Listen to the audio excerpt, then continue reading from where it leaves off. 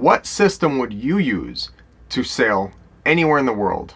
And it'll tell you when to go, what route to take, and roughly when you'll get there. Would it be something with Starlink? Would it be Predict Wind, Navionics, Google Maps? Like, what would you use to do that? The correct answer is none of those. It's actually a pilot chart. Big old piece of paper. So a major flaw that all the modern systems have is they all require electricity and some form of connectivity to do their thing.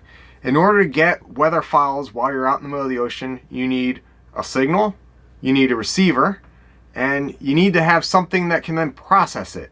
So most people use an Iridium Go system or Starlink and all that, and then they have a computer that can then display everything. All that is great while it works. But what happens if there's a bad storm and your solar panels are gone, your Starlink antenna gets ripped off? Like, now what? Well, if that's what you're relying on, now you're screwed. But if you're self-sufficient and don't need all of these nice-to-have things, I'm not saying don't have them, I'm just saying don't rely 100% on them. Because there's an old backup system that's been used for hundreds of years, and before all of these things existed, it's how sailors got everywhere. And they're called pilot charts. And they come printed on these neat little pages, and they just tell you everything you need to know about everywhere in the world. Now, the ones that we carry are for the North Atlantic because that's the area that we sail. So the way they work is they're divided into every single month, and they show you every tiny little 5 by 5 degree latitude and longitude box. What are the constant winds there? What are the prevailing winds in that area? And how strong are they? So you can then safely pick and choose when do you want to go based on the weather conditions that are going to be. So for example, if you want to sail somewhere and you look on the pilot chart and right now it's going to be wind on the nose and force 10.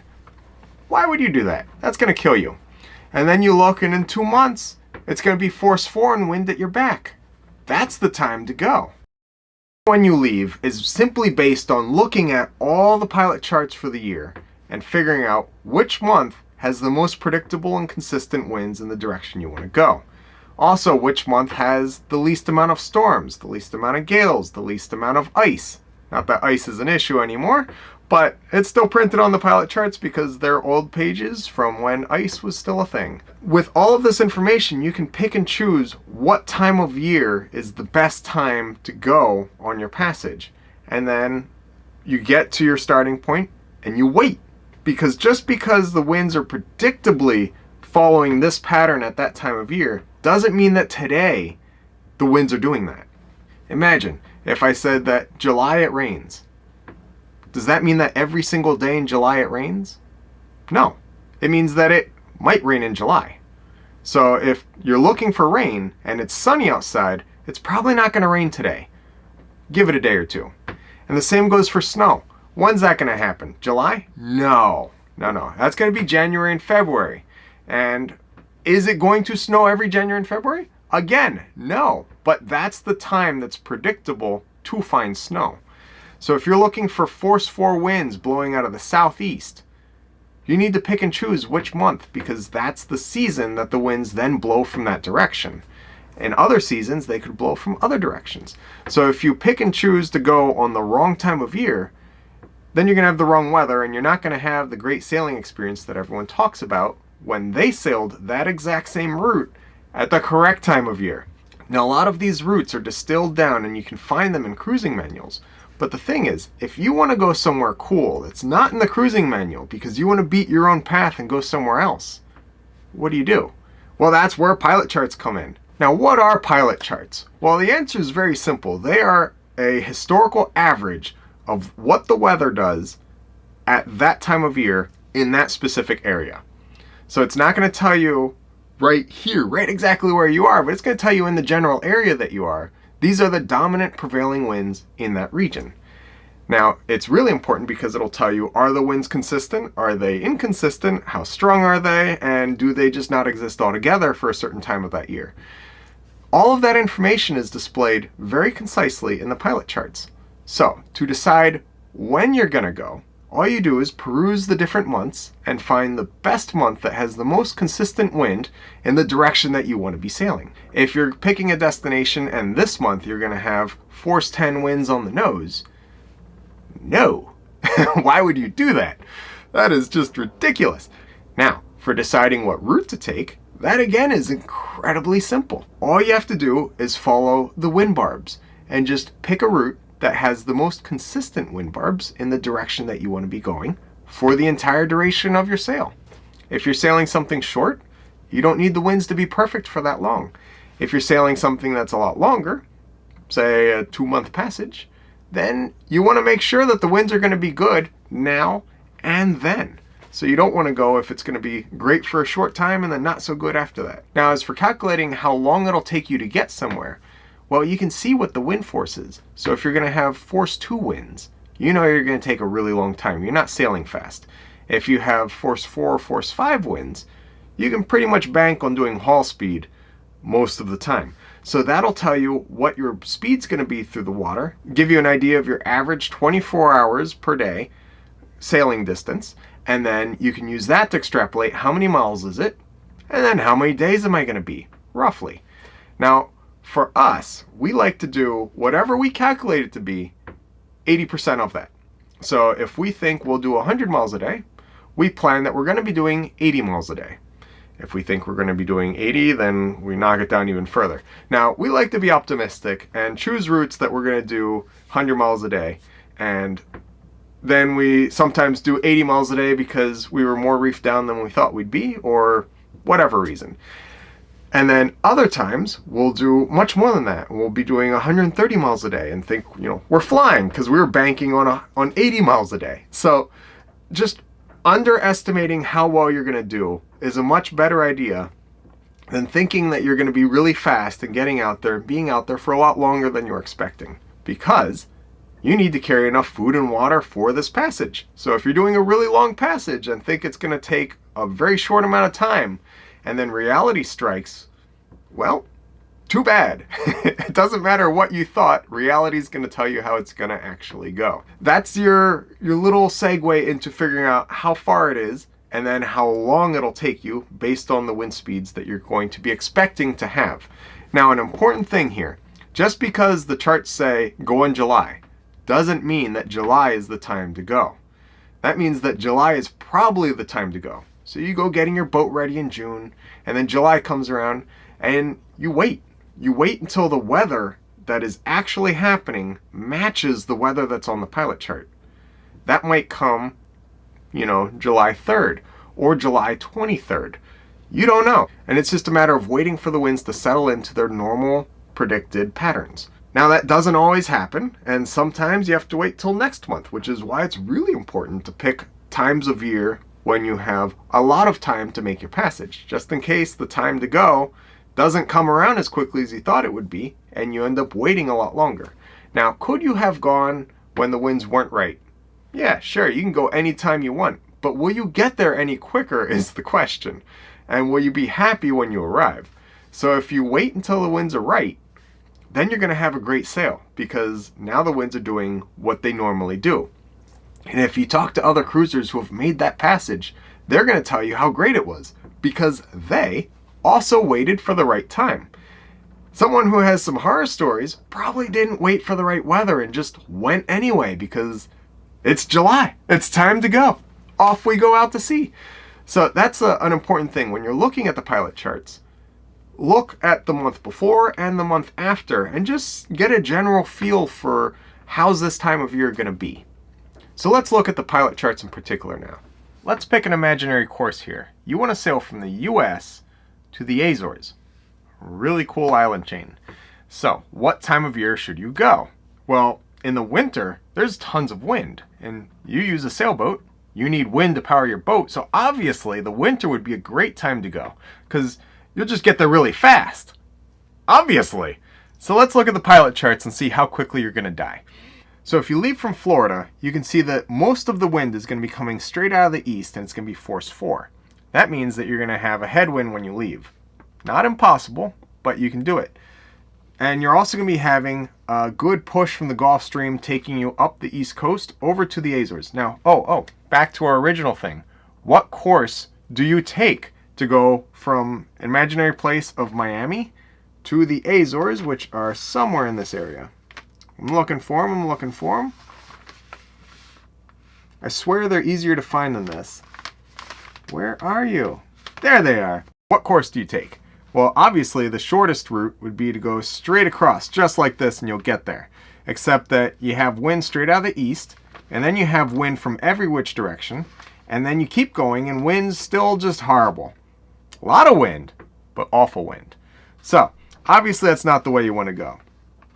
Now, if you follow the Gulf Stream, which are these green arrows, they're going to come up and bring you along, and you can follow the current, and you can see sometimes you have the wind in the right direction. Not often, but sometimes. And then you come up. Now, you might be wondering, what are these red lines everywhere? And what's that about? Well, those are fun.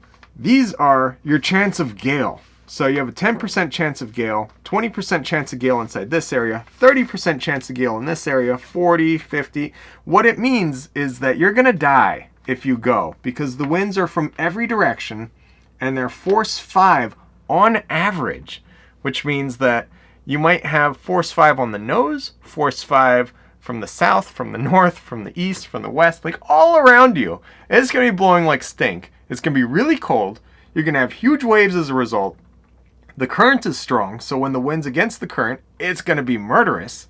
And you're probably going to be in a gale for at least, on the minimum, 10% of the time.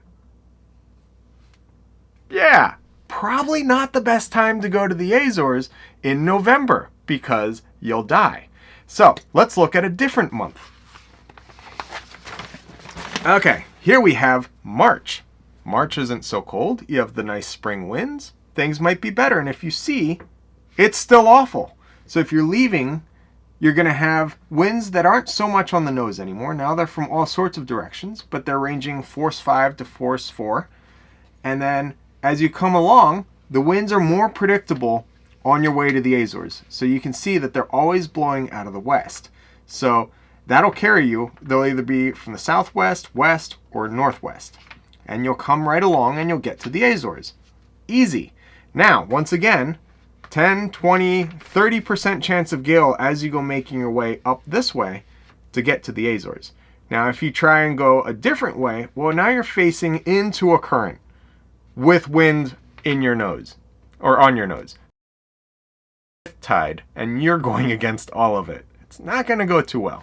So probably not the way you want to go. So the way to read a wind rose is very simple. In the middle, it gives you a number. That number corresponds to the number of days out of that month that it's completely becalmed in that region, on average. So if you look at this one little random spot that I selected, that means that 4 days out of the month of March, there's no wind there. When there is wind, the wind is represented at the ends of the little wind roses by wind barbs. And those barbs correspond to the Beaufort force scale. So we can see that in this area, it tends to blow between force 3 and force 4. So pretty light. Now, which direction does it blow? That's a whole nother question that is answered again in a graphical representation. So if it has a short arm, it doesn't usually blow that way. If it has a long arm, the wind usually comes from that direction. So if you look at this one here, you can see it generally blows out of the east, northeast, rarely the southeast, and barely ever anything north, south, or west. And if it does blow from these other directions, it blows very lightly. So you can have an east wind or a northeast wind at force 4, a southeast wind at force 3, and then a north or south wind at force 3, and then I can barely see these from over here, but anything on the eastern side, on the western side, it's like force 3 or less. If we go to this one, it has some numbers in it. So pretty much all the southeast, all the way around to the north, it's minuscule. And then on the northeast, it has 31 in it. That means that 31% of the time in that month, it's blowing out of the northeast. The other time, it's blowing straight out of the due east at 45% of the time.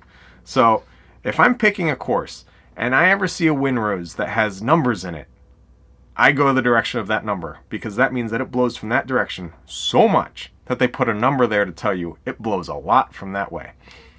So when we're picking courses, that's a very nice thing to see. Now, if you see something like, let's see, this one over here, where 3 days out of the month it's becalmed, and it blows force 3 to force 4 literally any direction, that's a horrible route to take. I mean, you might have the wind in the right direction, but you probably won't, because it'll probably be coming from literally any other way, or no wind at all. So that's how you read a wind rose. Now, these red lines correspond to the probability of a gale. Now that means that anywhere up here, there's a 10% chance that you'll have a gale. If you're further in, it's a 20% chance, 30%, 40%, and then all the way up into this area by Iceland, where it's a 50% chance of a gale. So that means that in this area, in the month of March, half the time it's a gale. Not great. Now you can also see that there are little ones in here, which means that one day out of that month, you get a break from the gales and there's zero wind whatsoever. So, March is obviously not a great time to sail in this region. Okay, so the month of November was going to kill you. Now let's look at March. March, if you leave from Miami to head to the Azores, which are right here, you can see that the winds are from all the different directions, and then when you get up to the northeast area, like off the Chesapeake Bay, then the winds are consistent. Then they're blowing out of the west, and you can make a beeline straight to the Azores, which sounds great, except that 30% of your time is going to be in a gale in that month. So probably not a great time to go in the month of March.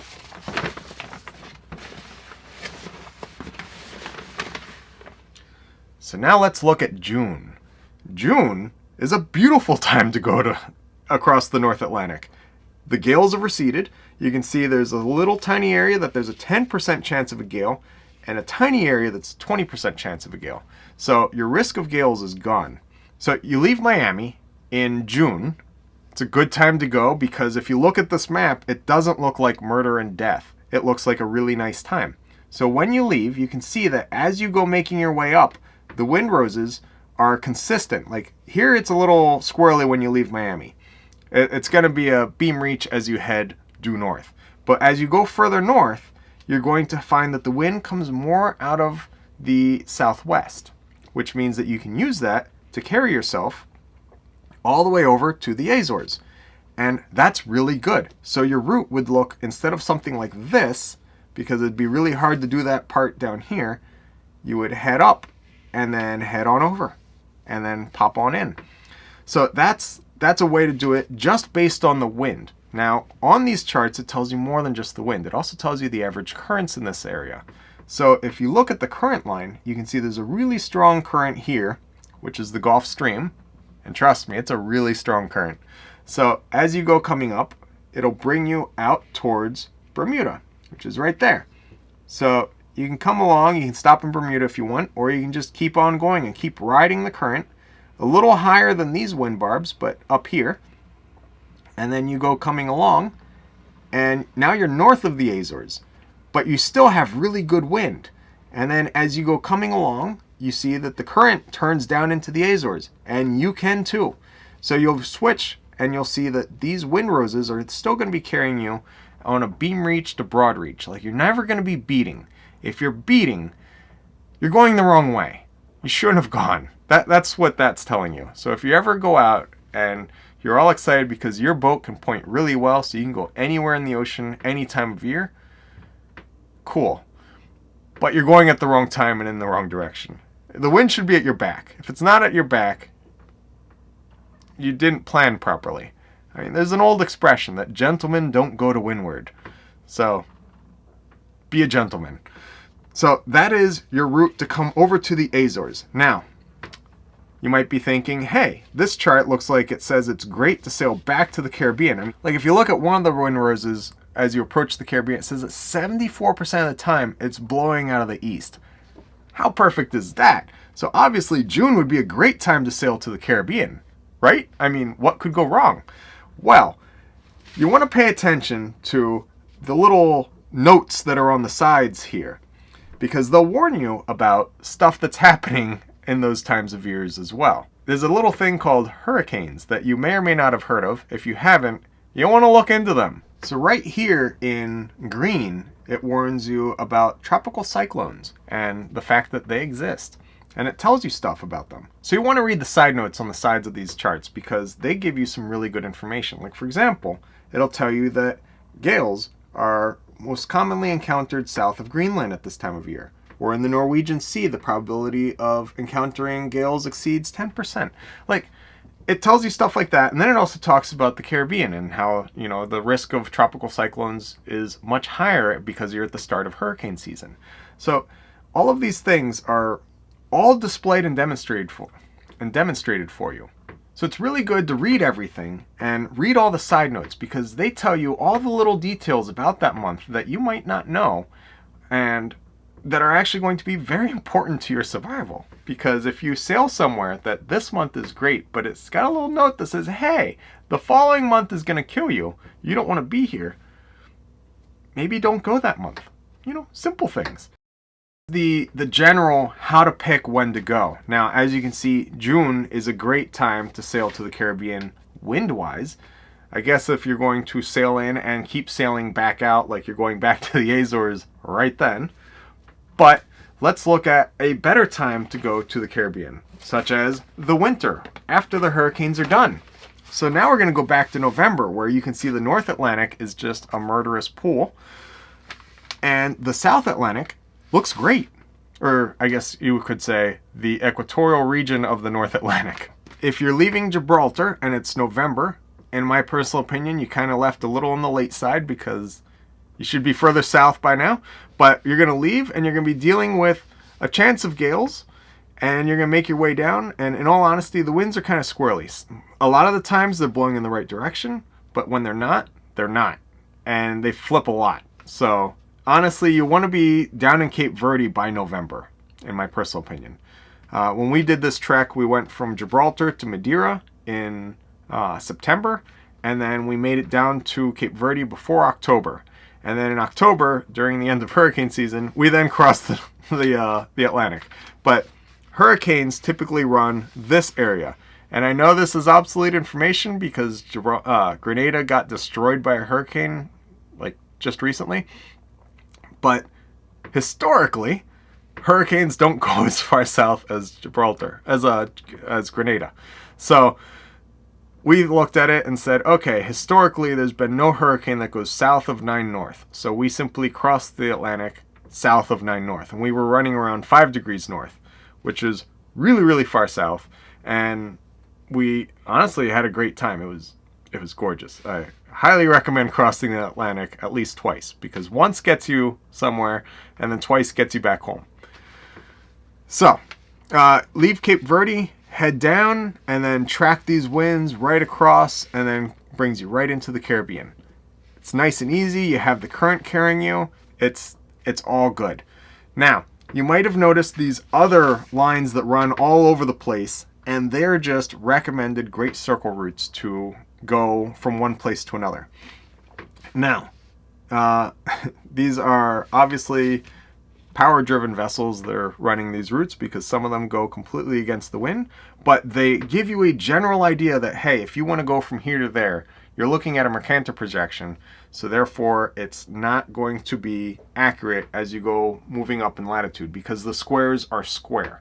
So that means that there's a lot of distortion on this map because it's a flat map of a globe Earth. So as you come further up, Greenland looks giant, but it's not, because the miles that it takes to cross every degree of longitude changes, and it gets much smaller as you get up towards the top. When you're down in the Caribbean, the distances are much greater. So from where are we? I'm looking for Bermuda. From Bermuda to the Azores, this is about 1,800 miles. Okay? From Cape Verde to looking for Suriname, which is in this area. This is 2,800 miles. So you can see it's like they look the same, but they're totally different. So you need to make sure that when you're planning your routes, you're calculating how far things actually are and not just going based on this map and saying, these look like they're about that distance, because that's not always the case. So some important takeaways in all of this information are the winds that are displayed on the pilot charts are the average for that month. That doesn't mean that it will blow that direction every single day of that month. You might have becalmed days. You might have one more or one less becalmed day than what's demonstrated in the wind rows. All of these are just little nuances that you have to take into consideration when you're planning your passage. So you need to know that you're not always going to have wind. You're not always going to have wind from the direction that you think you're going to have wind, and it'll take you longer than you think it will to get from A to B. So just plan accordingly and go in a time of year when the winds are consistent in that direction that you're trying to go. Because if these next 2 days it's going to blow perfect for this odd direction you want to go, chances are that it might not actually be perfect tomorrow. And you're now out in the middle and the winds are just going to bring you right back, or you're going to beat your way all the way there and then just be exhausted and tired and break stuff on your boat. So not always really worthwhile doing.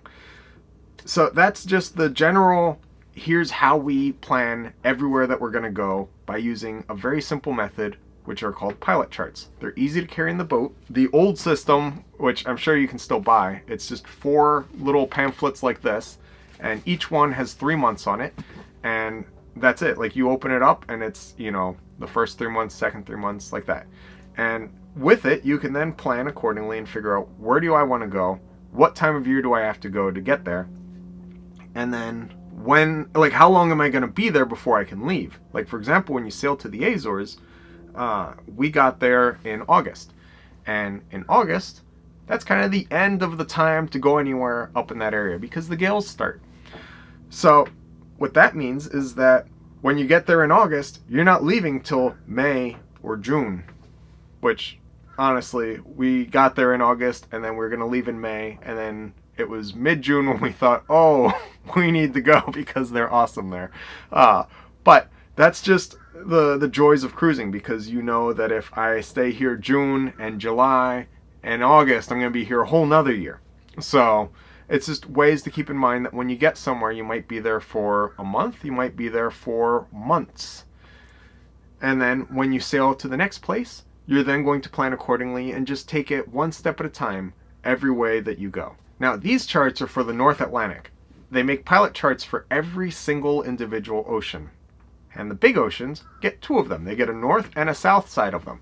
So for the Atlantic, you have the North and South Atlantics. Those are 2 separate sets of pilot charts. The Pacific, I haven't personally looked at too deeply, but I'm going to assume just based on its size that there's a North and South Pacific. There's also the Indian Ocean. It gets its own pilot chart. So all these different oceans are all categorized by the historical averages of what the winds tend to be in that area for that month. Now, weather patterns have been changing over the years, so what we've found personally is that the pattern repeats itself, just not necessarily at the exact month that it says on the pilot chart that it'll be.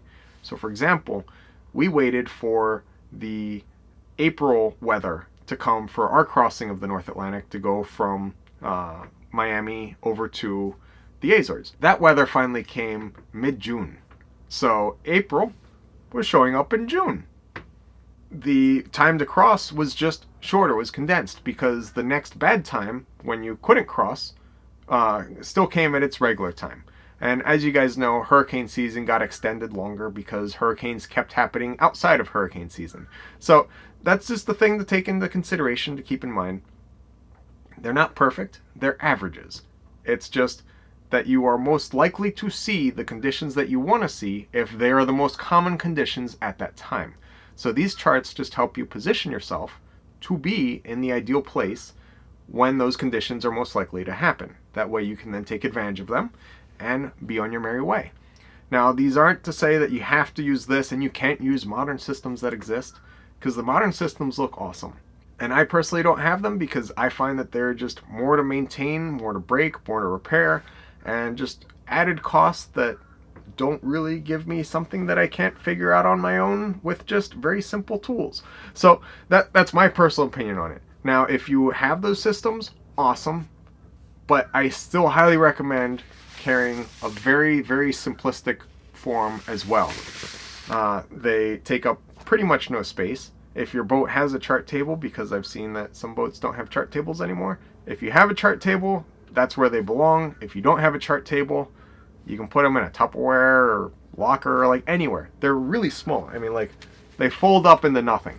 And you just keep these little guys, and then when you guys get the bug to go somewhere cool or different, or someone mentions a place and you're like, ooh, how should I get there? When should I get there? Talk with them, get a feel for the seasons that they went during, and then go double check it on a pilot chart and make sure that they didn't just get lucky with some interesting weather during a bad time of year to go to that place. That's the wonderful world of pilot charts.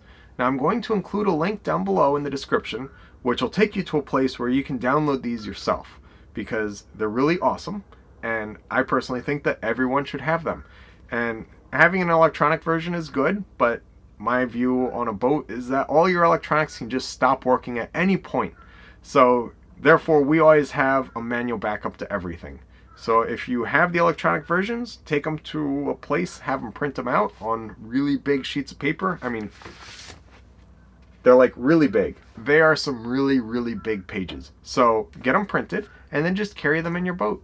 So let me know if this was helpful, if you'd like more videos on topics such as navigation, and I look forward to seeing you guys in the future. Also, I want to apologize for the lack of videos that was coming out. A couple things happened. It got really cold, so I was not working on Windpuff anymore because it was too darn cold. And secondly, I was working on a book, which is now submitted. So the publisher has it, they're typesetting it, and it'll be going to print in the near future. But I had to just 100% on that topic to get that book finished for them. So now it's done, and we're back to filming and editing and making videos for you guys. So thank you for your patience during this about 40 some days since our last video, but we're back now. Thanks for watching this episode of Sailing Wisdom. Don't forget to like the video, share it with your friends, and hit subscribe so you don't miss the next Rigging Doctor episode. And if you're interested in even more Rigging Doctor awesomeness, consider becoming a patron to see all of our extras. Can't wait to see you next time as you join us out here on the high seas.